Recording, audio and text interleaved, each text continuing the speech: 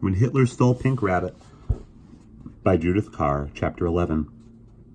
Papa arrived back from Paris on a Sunday, so Anna and Max went to meet him in Zurich with Mama. It was a cool, bright day in early October, and as they came back with him on the steamer, they could see some new snow on the mountains. Papa was very cheerful. He had enjoyed being in Paris, although he had stayed in a scruffy little hotel to save money and had eaten delicious food. He had eaten delicious food and drunk lots of good wine. All these things were cheap in France. The editor of the Daily Parisian had been very nice, and Papa had also spoken to the editors of several French papers. They too had said they wanted him to write for them. In French? Asked Anna. Of course, said Papa. He had had a French governess when he was small and could speak French as well as he spoke German. Are we going to live in Paris then? Asked Max. Mama and I must talk about it first, said Papa, but he clearly thought that they should. How lovely, said Anna. Nothing's been decided yet, said Mama. There may be possibilities in London, too. But it's damp there, said Anna. Mama got quite cross. Nonsense, she said. You don't know anything about it. The trouble was that Mama did not speak much French, while Papa had learned French from his French governess. Mama had learned English from an English governess. The English governess had been so nice that Mama had always wanted to see the country she came from. We'll talk about it, said Papa. Then he told them about the people he had met, old acquaintances from Berlin, who had been distinguished writers, actors, or scientists, and were now trying to eke out a living in France. One morning I ran into that actor. You remember Blumenthal? Said Papa, and Mama knew at once whom he meant. He's opened a cake shop. His wife bakes the cakes, and he serves behind the counter. I met him delivering apple strudel for a special customer. Papa smiled. The last time I'd seen him, he was the guest of honor at a banquet at the Berlin Opera. He had also met a French journalist and his wife, who had invited him several times to their home. They're delightful people, said Papa, and they have a daughter about Anna's age. If we go to live in Paris, I'm sure you will like them enormously. Yes, said Mama, but she did not sound convinced. For the next week or two, Mama and Papa talked about Paris. Papa thought that he would be able to work there and that it would be a lovely place to live. Mama, who hardly knew Paris, had all sorts of practical considerations like the children's education and what sort of a home they would find, to which Papa had not given much thought. In the end, they agreed that she must go back to Paris with Papa to see for herself. After all, it was a very important decision. What about us? Asked Max. He and Anna were sitting on the bed in their parents' rooms, where they had been summoned for a discussion. Mama had the only chair, and Papa was perching, like a rather elegant goblin, on an upturned suitcase. It was a bit cramped, but more private than downstairs. I think you're old enough to look after yourselves for a few weeks, said Mama.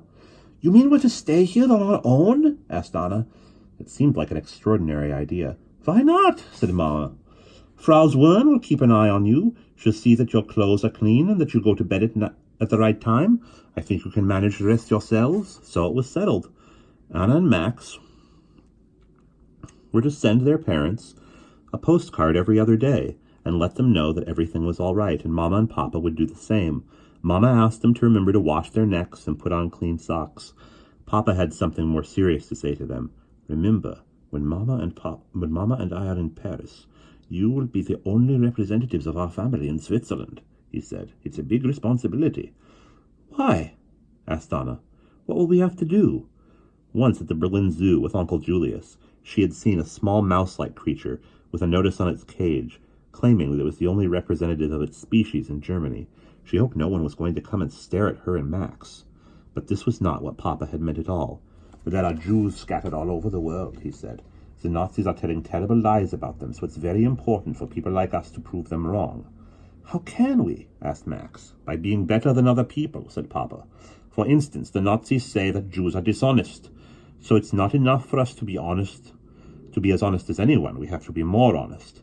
Anna at once thought guiltily of the last time she had bought a pencil in Berlin.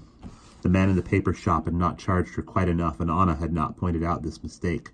Suppose the Nazis had got to hear of this. We have to be more hard-working than other people, said Papa, to prove that we're not lazy, more generous to prove that we're not mean, more polite to prove that we're not rude. Max nodded. It may seem a lot to ask, said Papa, But I think it's worth it because the Jews are a wonderful people, and it's rather splendid to be one. And Mama and I come back, and when Mama and I come back, I'm sure we'll be very proud of the way you have represented us in Switzerland. It was funny, thought Anna. Normally, she hated to be told that she must be extra good, so this time she did not really mind. But this time she did not really mind. She had not realized before that being a Jew was so important. Secretly, she resolved really to wash her neck with soap every day while Mama was away, so that at least the Nazis would not be able to say that Jews had dirty necks. However, when Mama and Papa actually left for Paris, she did not feel important at all, just rather small and forlorn. She managed not to cry while she watched their train pull out of the local station. But as she and Max walked back slowly to the inn, she felt quite clearly that she was too young to be left in one country while her parents went off to a different one. "Come on, little man," said Max suddenly. "Cheer up." It was so funny to be addressed as little man, which was what people sometimes called Max, that she laughed. After this, things got better. Frau Zwirn had cooked her favorite lunch, and it was rather grand for her and Max to eat in the dining room at a table all by themselves. Then Vernelli came to collect her for afternoon school, and after school she and Max played with the three Zwirn children, just as usual. Bedtime, which she had thought would be the worst bit, was actually very nice because Herr Zwirn came in and told them funny stories about some of the people who came to the inn. Next day, she and Max were able to write quite a cheerful postcard to Mama and Papa, and one arrived for them from Paris the following morning. After this, life went along quite briskly. The postcards were a great help. Each day, they either wrote to Mama and Papa or heard from them, and this made it feel as though Mama and Papa were not so far away. On Sunday, Anna and Max and the three Zwirn children went into the woods to collect sweet chestnuts. They brought back great baskets full, and Frau Zwirn roasted them in the oven. Then they all ate them for supper in the Zwirn's kitchen, spread thick with butter. They were delicious. At the end of the second week, after Mama and Papa's departure, Herr Grappe took Anna's class on an excursion into the mountains. They spent a night high up on a mountainside, sleeping on straw in a wooden hut, and in the morning Herr Grappe got them up before it was light. He walked them along a narrow path up the mountain, and suddenly Anna found that the ground under her feet had become cold and wet. It was snow. "Vernelli, look!" she cried. And as they looked at the snow, which had been dimply gray in the darkness, suddenly became brighter and pinker. It happened quite quickly, and soon a rosy brilliance spread across the entire mountainside. Anna looked at Vernelli. Her blue sweater had turned purple. Her face was scarlet, and even her mouse-colored plates glowed orange. The other children were equally transformed. Even Herr Grappe's beard had turned pink. And behind them was a huge empty expanse of deep pink snow and slightly paler pink sky.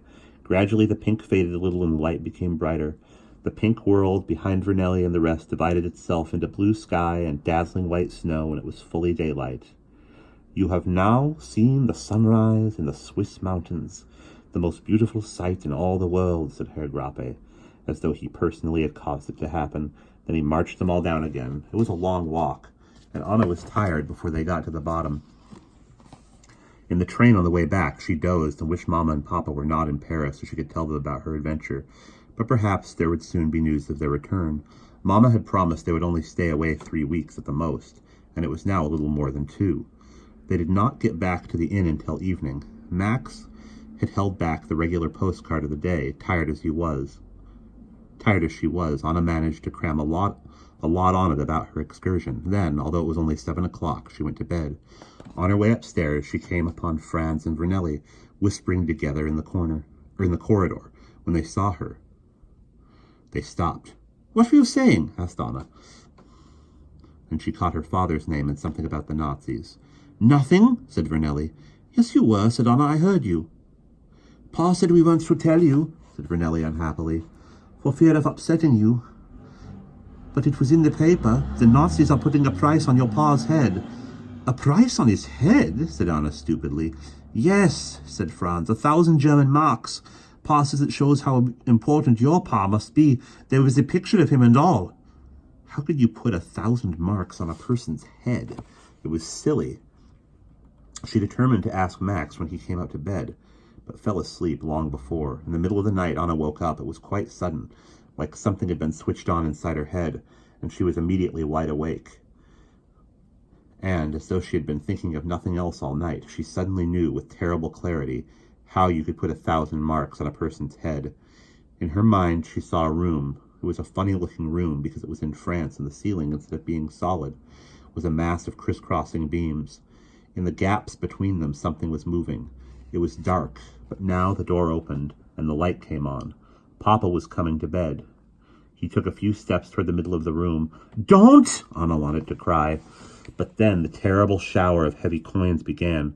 It came pouring down from the ceiling onto Papa's head. He called out, but the coins kept coming. He sank to his knees under the weight, and the coins kept falling and falling until he was completely buried under them. So this was what Herr Zwirn had not wanted her to know. This was what the Nazis were going to do to Papa. Or perhaps, since it was in the paper, they had already done it. She lay staring into the darkness, sick with fear. In the other bed, she could hear Max breathing quietly and regularly. Should she wake him? But Max hated being disturbed in the night. He would probably only be cross and say that it was all nonsense. And perhaps it was all nonsense, she thought with a sudden lightening of her misery. Perhaps, in the morning, she would be able to see it as one of those silly night fears which had frightened her when she was younger, like the times when she had thought that the house was on fire, or that her heart had stopped. In the morning, there would be the usual postcard from Mama and Papa, and everything would be all right. Yes, but this was not something she had imagined. It had been in the paper. Her thoughts went round and round. One moment, she was making complicated plans to get up, take a train to Paris, and warn Papa. The next moment, she thought how silly she'd look if Frau Zwirn should happen to catch her. In the end, she must have fallen asleep, because suddenly it was daylight, and Max was already half-dressed. She stayed in bed for a moment, feeling very tired, and letting the thoughts of the previous night come creeping back.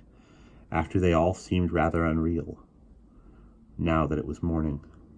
After all, they seemed rather unreal now that it was morning. "Max," she said tentatively. Max had an open textbook on the table beside him and was looking at it while he put on his shoes and socks. "Sorry," said Max. "Latin exam today and I haven't revised." He went back to his book, murmuring verbs and tenses.